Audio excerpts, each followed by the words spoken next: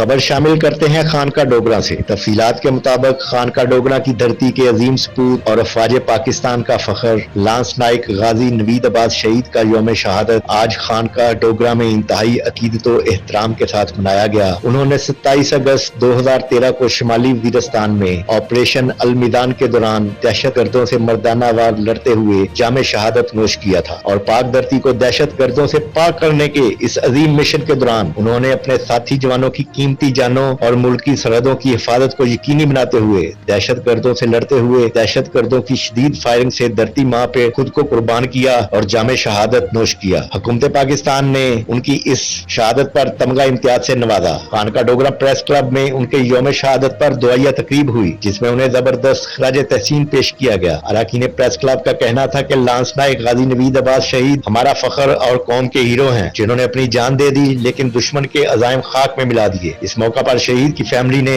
اپنے ہم وطنوں کو سیلاب زدگان کی مدد کی اپیل کی ہے اور خود بھی اس میں حصہ لینے کا عزم کیا ہے۔ عبدالسعید، نمائندہ پرائم 92، خانقاہ ڈوگرہ۔